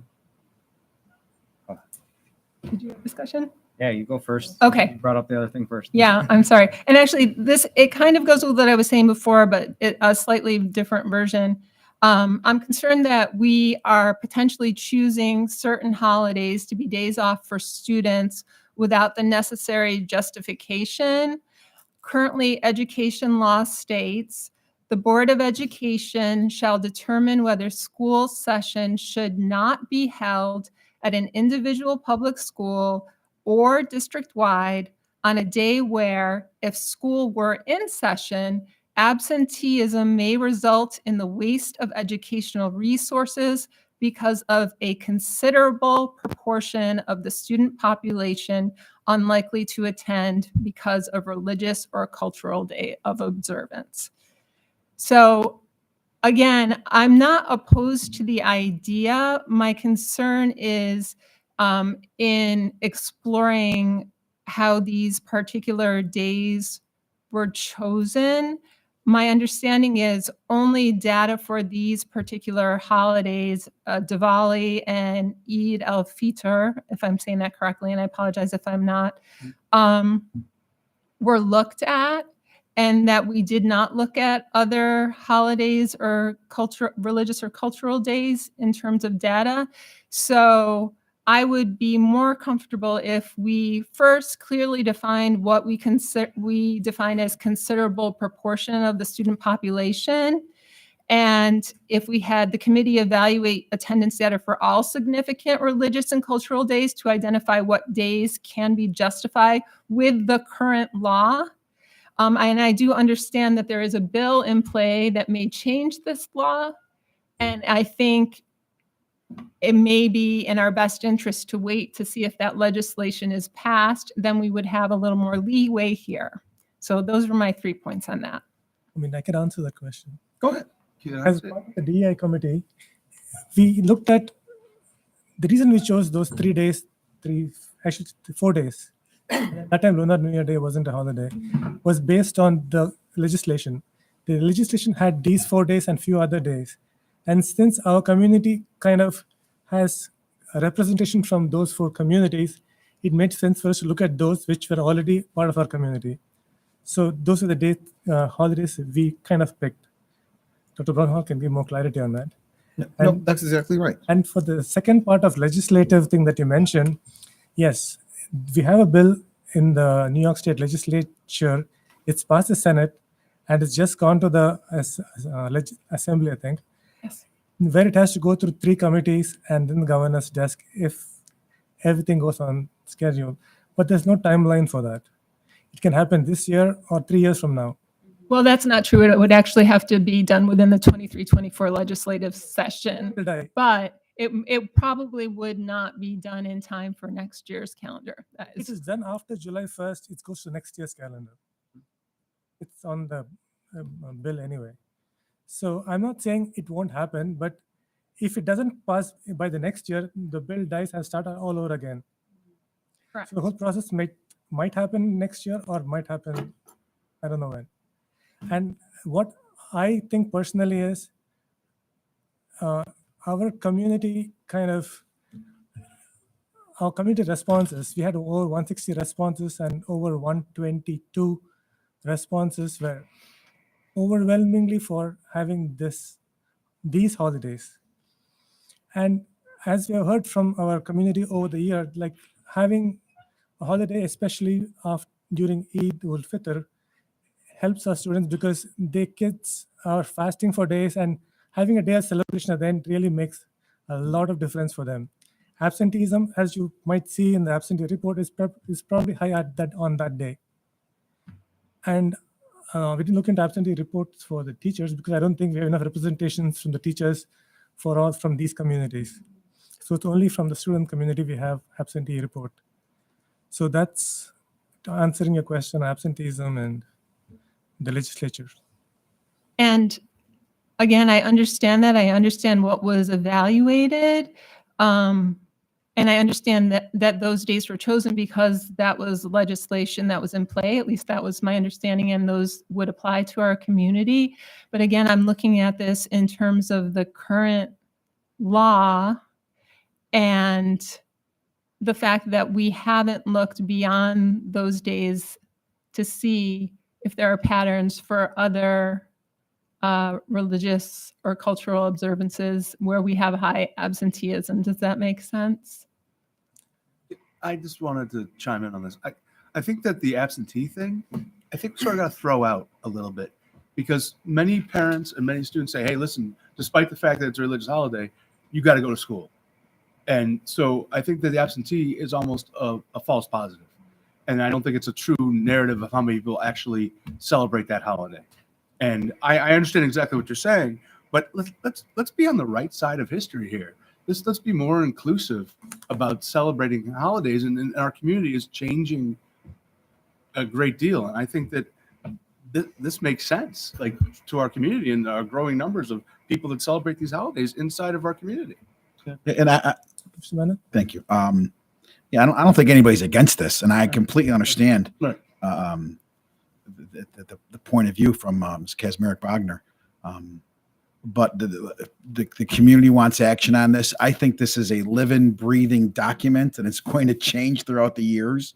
And it's okay, in my opinion, to approve what's in front of us today, knowing that things might change. And I don't want to be, a school board member that's waiting on Albany to do something maybe in the future, maybe this session, maybe next session. Again, we're going to revisit this, I'm sure, several times in most of our school board careers. But I am perfectly fine with voting on this as presented. Mr. Malickman? Well, just to comment on that, going along with Mr. Buellen's point, you could say, well, we all would like to observe our religions appropriately, but knowing that you have it as a school day, that might reduce the options that you have. On the other hand, if you gave that holiday off, those students and those teachers, may feel much more comfortable observing their religion versus worrying about taking an absentee day, a professional day, or, a day off from school. So it sort of balances out. I will just play the. Mr. Viscaglio was. Go ahead. It's all right. Or just to that, because we're labeling them superintendent's days, our teachers will still have to do that. I understand why we have to label them superintendent's days, but our teachers will still have to do that. So that's my concern. What's the concern? That if our teachers want to observe those holy days, they will still have to take a personal day. Yes. Mm-hmm. Yes. And they're more apt to do that when students aren't in session. Yeah.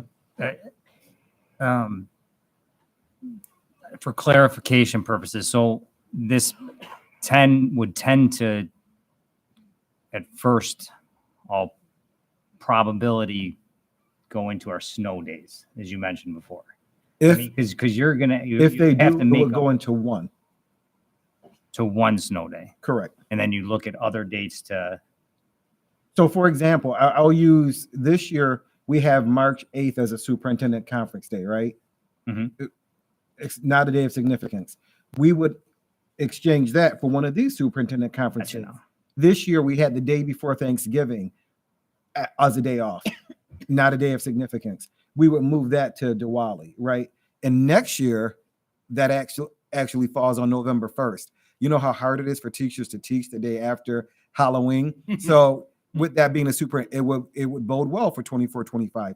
So what I'm saying is we have days in the calendar that have no significance right now. We would make them days of significance by moving those to superintendent conference days or these cultural or religious holidays. And the reason I said one snow day is because then aging move. Correct. I understand that. So that was one of my questions because I'm all for this. I'm not, I was one of the big proponents for DEI. Right. Oh yeah. Because I have heard concerns from other community members about, and you actually answered part of it by you moving, or by the district moving superintendent conference days around. Concerns of it's another day I have to find childcare, especially for our elementary students. It's another day I might have to call into work. It's another day. So that was a big concern of mine, hearing it from multiple families. So you kind of answered one of my concerns by saying you'll kind of move it around. That was a big concern of mine. So I'm glad to hear you would possibly move days around. It might still be issues for some families, but those are two issues of mine. I wanted to make sure it didn't eat too many snow days away. Oh, absolutely. And that's an issue of mine as the person that has to call snow days. That's an issue of mine too, right? And Mr. Manna brought up a perfect point. Many times when we have resolutions like this, they are not set in stone, right? We may have to revisit this in a couple of years, especially depending on what the governor and legislature do, right? Because I believe there's another bill making its way through that allows schools to start before Labor Day, right? So there's always changes. And so we may have to revisit this down the road. Yes, sir. On the second Eid, the state has deemed that you cannot give an exam, right? That you Cannot give an exam. So if if the state says you can't give an exam, I'm just giving an example, then why would this even be an issue given this day? Right. Right. You know, yeah, you cannot give an exam on those. Right. Correct. And I just want to be completely clear. I'm not opposed to the idea per se. I'm just concerned again, and I'm glad to hear that we may revisit this and that is clear to everyone sitting at this table and to the community as well, because I know once you set a precedent for something, it is very difficult to walk that back. It's much more difficult than not starting the precedent to begin with, right? And again, I think for me, it's understanding, are we meeting the legal qualifications right now of considerable proportion of students? That's a difficult thing to know. And especially because we didn't evaluate the data beyond those few days. So those are my main points. I will not say anything more. Thank you very much. I did have just one other question in terms of, because who was on the DEI calendar committee? I apologize. I thought this was interesting. In terms of the laws that are in the Senate, they're really only taking place for New York City, as I read them. Correct? It has been approved. The governor signed that. These are the ones for the whole state. Okay. So that's why I'm asking. All right. So they're two different partial bills. Okay. I do have just one other question. In the comments that came back, did anybody ask about any additional holidays that we have not considered at this point? There was one request for Rosh Hashanah. Call the question. Oh, Any other question? Dr. Littman? no, I was just commenting on Rosh Hashanah and the idea that for the Jewish people who want to observe the New Year, I guess I would have brought this up down the road when Yom Kippur, which is scheduled off, falls on the weekend of Shabbat, that in lieu of that we would substitute Rosh Hashanah, but that's a different discussion. It is. And what I would request, Dr. Littman, because we don't substitute holidays or exchange holidays, because then anyone in the community could say, well, Asian Lunar New Year falls on a Saturday this year. Can I do this? What I would recommend is once the calendar is presented, I know Assistant Superintendent Scanzuza will be working on the calendar. Once it is presented to the board at the February 12th meeting, I believe it is, I would then make a motion, because Yom Kippur is not fall recess this coming year. I would make a motion then to have that considered. Any other comments, discussion? All in favor? As presented. As presented? All in favor as presented for recommendation 2 to be clear. Okay. Okay, the motion passes 7-2. Abstaining. Oh, sorry. I'm abstaining. 7-0-2. Moving on to policy updates. May I have a motion to take from the table policy numbers 1510, 5661, 6410, and 1511 for second reading and adoption. Ms. Blackinger, Mr. Manna, is motion all in favor? Motion carries unanimously. May I have a motion for second reading and adoption for these policies? Mrs. Kasparak-Bogner, and second, Dr. Littman. Any discussion? All in favor? Motion carries unanimously.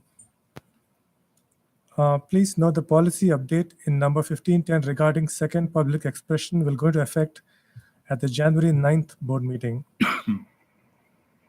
Committee of the Whole. Are there any matters to discuss under Committee of the Whole? None, okay. Number 16 and 17. There are no matters to discuss under district facilities and support services, or legislative matters. Our next board meeting is on January 9th. Before I adjourn the meeting, I just want to wish everyone Merry Christmas, Happy New Year, Happy Kwanzaa, Happy birthday to Mark, Happy Hanukkah. and safe travels to Dr. Littman. Happy Hanukkah. Happy Hanukkah. And may I have a motion to adjourn the regular board meeting? Mr. Bullen, Ms. Blackinger, all in favor? Motion carries unanimously. 9 o'clock.